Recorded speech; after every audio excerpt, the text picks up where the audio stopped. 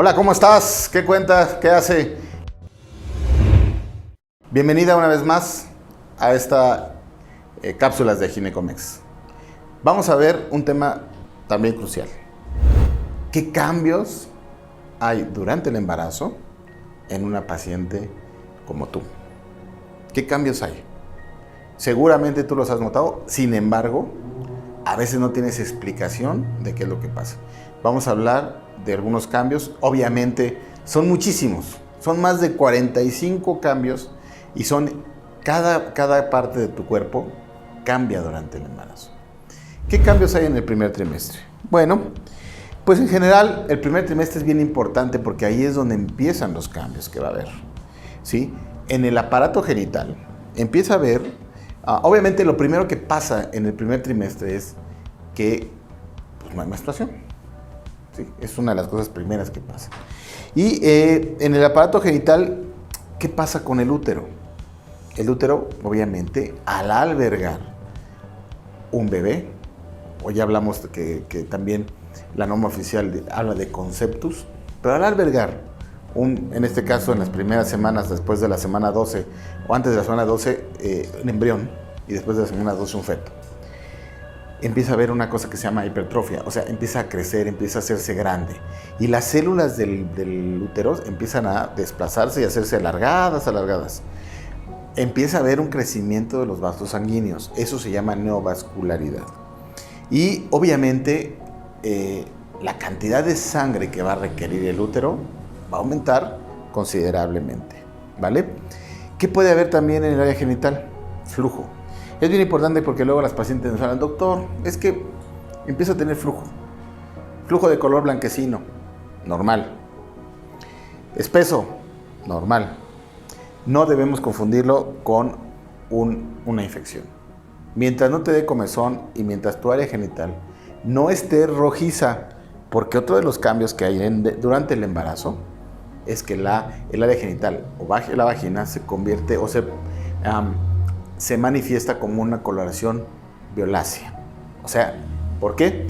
Porque empieza a haber una ingurgitación sanguínea en toda el área de la pelvis y obviamente a consecuencia de pues, que el útero empieza a requerir más sangre, más alimento. Los ovarios, ¿qué pasa con los ovarios? Pues los ovarios es una cosa muy chistosa, porque de repente le hacen un ultrasonido a la paciente y ¡ay, que tiene un quiste en el ovario! No, aguas. Puede haber sí un crecimiento anormal de algún quiste, pero más que quiste se llama luteoma, ¿sí? Ese quiste es parte de lo que va a mantener al embarazo, como lo comentamos, hasta la semana 10, ¿vale? ¿Qué pasa con los órganos musculoesqueléticos? Empieza a haber un poquito de encorvamiento por el peso del útero, ¿sí? Y obviamente la columna vertebral en la mujer embarazada está modificada. Hijo, la mujer embarazada empieza a caminar ya casi, primero pues se trata de erguir, pero después le gana el peso y eso puede ser ocasionándose una lumbalgia, ¿sí? Puede haber lumbalgia o también una cosa que se llama pubalgia, o sea, duele el pubis. También les duele el pubis, ¿vale? ¿Qué pasa con la piel en el embarazo? La piel se empieza a hiperpigmentar. ¿Qué quiere decir esto? Que de repente empezamos a tener una línea morena. No se asusten, no es racismo. Es una línea que se da de la región umbilical hacia abajo y rumbo al pubis. Esa línea morena es una hiperpigmentación, ¿ok?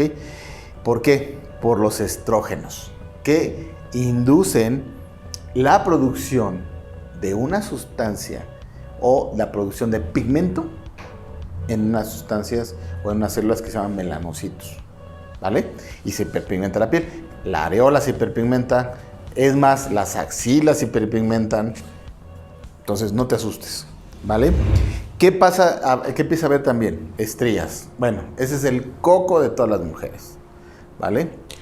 Te puedes poner placenta de ballena. Bueno, no sé si las ballenas tienen placenta. Te puedes poner, no sé, cualquier remedio, una marca ahí que empieza con C. Te puedes poner ahí una crema, de lo que tú quieras. ¿sí? Lo más importante es que mantengamos hidratado a nuestra piel. Eso es lo más importante. Sin embargo, hay pacientes que cicatrizan de forma queloide y esos pacientes van a ser o que tienen la piel muy sensible y se van a formar estrías, desafortunadamente. Dentro de las mismas estrías, hay unas estrías que causan muchísima comezón y se llaman estrías rojas. Esas son de las más feas. ¿Por qué? Porque el paciente está con un reestiramiento de la piel y se rompe. Y entonces esas fibras de colágeno ya no se recuperan. ¿Vale? Entonces hay que tener mucho cuidado con eso, pero mantén tu piel hidratada. La crema, la que tú uses de preferencia, si en algún momento alguna crema quiere hacerme un patrocinio, no se preocupen, con todo gusto yo les hago el anuncio. Telangiectasias y eritema palmar. ¿Qué quiere decir esto? Son como viboritas o como arañitas que se forman en la piel. Esos son vasos sanguíneos que se han roto. ¿Por qué? Porque al momento de la piel de distenderse, igual algunos vasitos sanguíneos se rompen. Y las palmas a veces también se ponen rojas. Esos son cambios neurovasculares de las extremidades. Y entonces puede haber una cosa que se llama eritema palmar. ¿Qué otra cosa bien importante que tenemos que tener en cuenta? Endocrinológicamente, ¿qué pasa con el páncreas? Pues obviamente en el primer trimestre aumenta la insulina y obviamente el cuerpo humano requiere mayor cantidad de glucosa. Pero hay una cosa bien importante. ¿La insulina qué es? Bueno, la insulina es una hormona, es una sustancia que lo que hace es que ayuda a que el azúcar que consumimos se meta a las células y se convierta en energía, a grandes rasgos. Pero, ¿qué pasa en el segundo o tercer trimestre? Híjole, hay una cosa que pasa que se llama resistencia a la insulina. Por eso es que las pacientes se pueden volver diabéticas. Por eso puede haber en el segundo trimestre, o sea, en la semana 24, diabetes gestacional, ¿vale? Entonces tenemos que tener mucho cuidado. ¿Qué empieza a haber también en el aumento en la tiroides? Pues bueno, hay un aumento de la hormona tiroidea, ¿sí? Y puede haber hipertiroidismo, ¿sale? Entonces hay que tener mucho cuidado.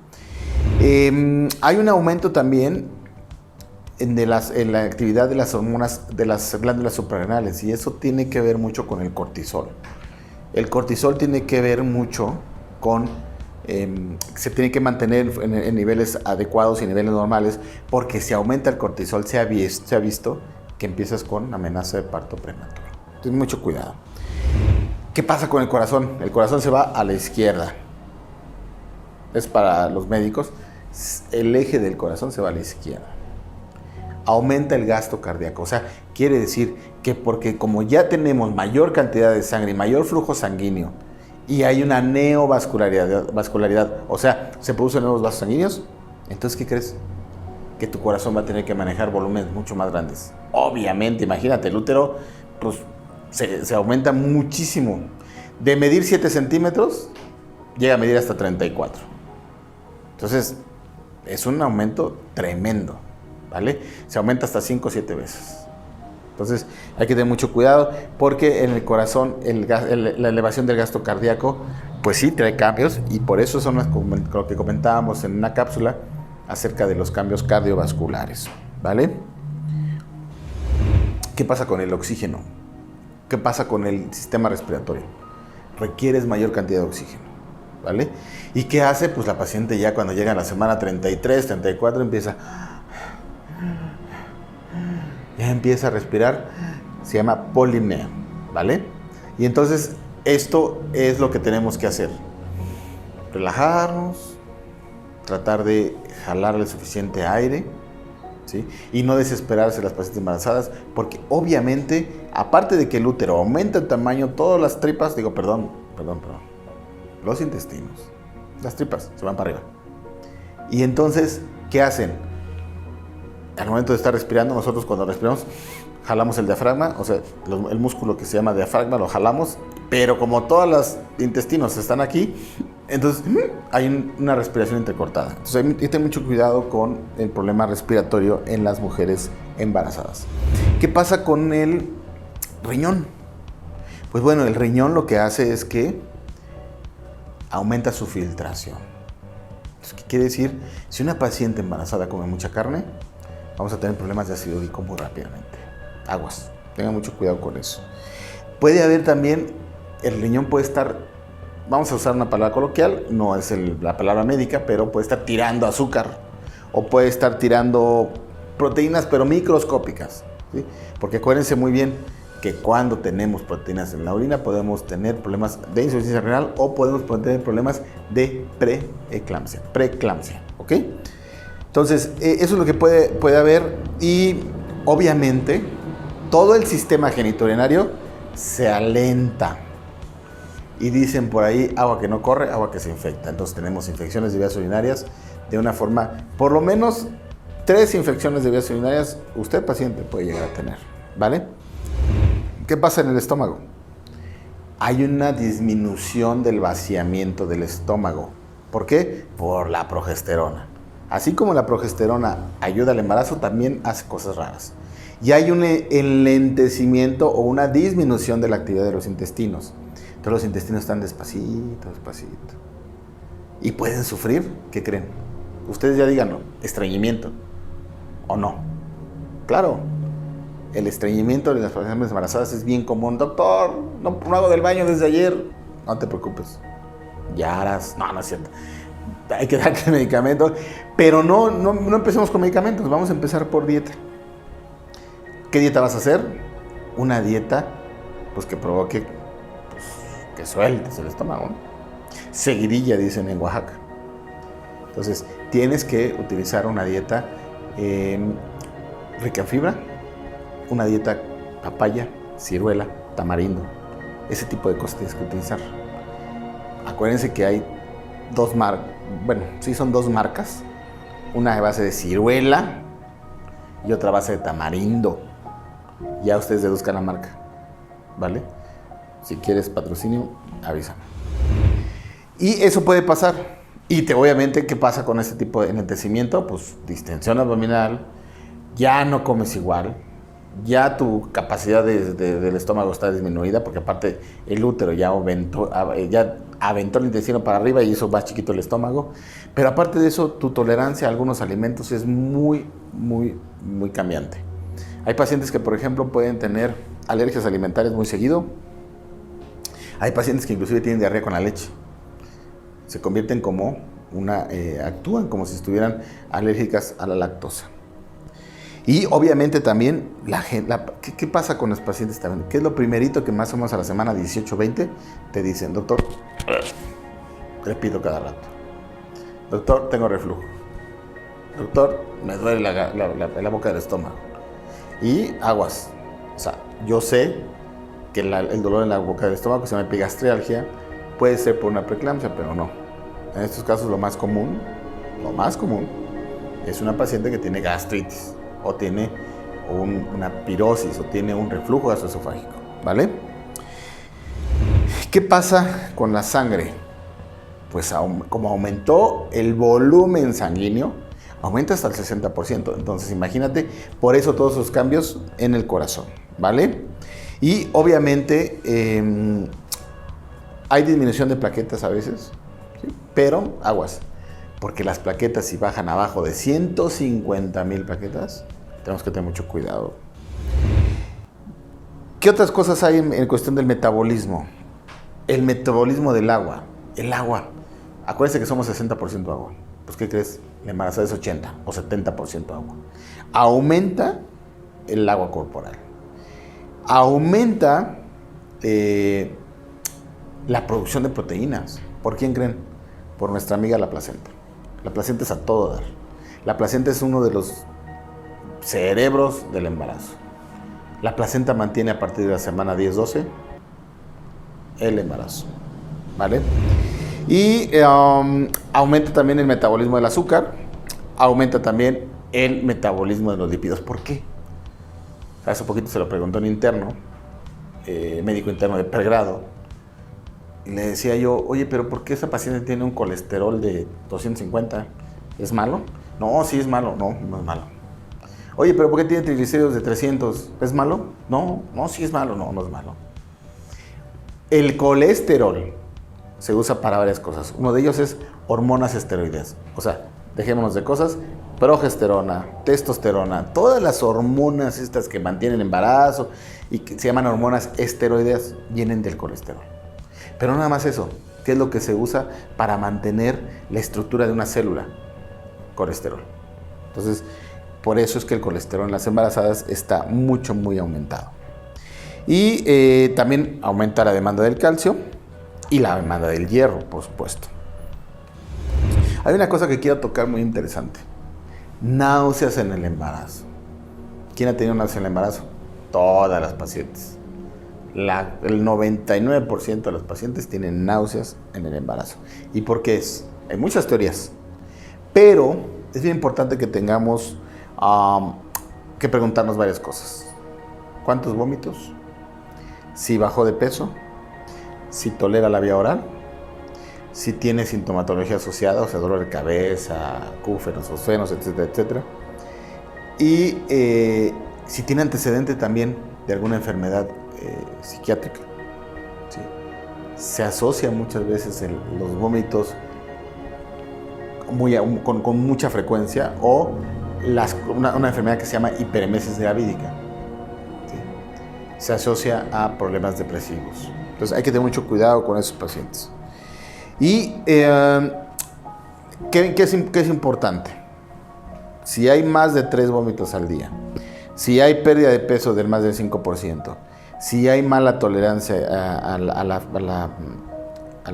vía oral, esa paciente se tiene que hospitalizar. No hay vuelta de hoja.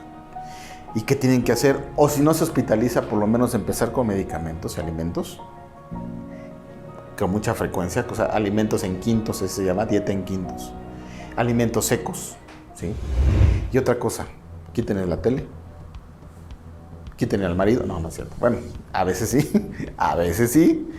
quiten la tele, quiten las malas noticias y lo que tienen que hacer es hidratar bien a esa paciente. Darle su medicamento, dejarla en un estado de mucha tranquilidad, ¿vale? Entonces, hay algunas enfermedades como migraña, algunas infecciones, gastroenteritis o inclusive alguna infección o algún proceso toxicológico, ¿vale? Que también puede afectar en una cuestión de vómitos. Pacientes con embarazo gemelar, mucho vómito. Y hay muchos medicamentos. No voy a hablar de medicamentos aquí porque la verdad es que no es el objetivo que tú te los tomes. No es el objetivo de este canal que promover la autorreceta, promover la autoingesta de medicamentos. No es mi objetivo. Pero sí te voy a decir las cosas que puedes hacer. Puedes tomar agua de limón, puedes tomar algún cítrico, naranja, guayaba, limón, ¿sí? Y puedes también, obviamente, tomar tus medicamentos. Tienes que acudir a tu médico. Bien importante acudir a tu médico porque los medicamentos tienen ciertas consecuencias, sobre todo los antieméticos. O sea, los medicamentos para el vómito y náusea, no, por favor, no los automediques. Es bien importante, ¿vale? Y obviamente, si hay que hospitalizarte, hospitalízate. Bueno, ¿qué es lo que sucede, por ejemplo, también con el peso y el embarazo? Vamos a hablar de una cosa bien importante. ¿Cuántos kilos más o menos es del bebé? 3,500 a 4,500, dependiendo, ¿no? Ya hablamos de macrosomía. ¿Cuántos kilos crees que pesa la placenta o cuántos gramos? 680 gramos. Muy bien, tienes 10. Líquido amniótico, ¿cuánto es en gramos? Bueno, la bolsa de agua, sí, es de 1 a 1,5 litros. El útero, de 1 a 1,5 litros. ¿Cuánto más o menos es de los senos en cuestión de gramos? 450. En sangre, 1,350 kilogramos. En fluidos, de 2 a 3 kilos. Y otras partes del cuerpo, entre 1,350 y 4 kilos. En total, de 12 a 16 kilos de peso. Eso es más o menos lo que hay en cambios. Y es más o menos lo que pesan durante el embarazo. Y ya lo comentamos, lo que tiene que aumentar en el caso de el bebé. Esos son a grandes rasgos los cambios que vas a tener durante todo tu embarazo, ¿sí? Son muy importantes. traté de sacar lo más, lo más representativo en la cuestión de los cambios para señalarte lo que vas a pasar durante tu embarazo. Y te voy a dar 5 gineconsejos de Ginecomex. Número 1, conoce tu cuerpo. Bien importante. Porque ¿cómo vamos a saber qué cambió si no lo conocemos? Número 2, haz preguntas. No te quedes callada. No hay preguntas tontas. Paciente, explota a tu médico. No, no es cierto. Haz preguntas, por favor. Número 3, confía en tu médico. No te automediques, por favor. Sí, por favor, no te automediques.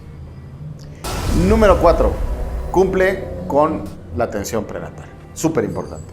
Si no cumples por la atención prenatal, va a ser bien difícil que tu médico se dé cuenta o que nosotros nos demos cuenta de qué es lo que estás teniendo en cuestión de cambios.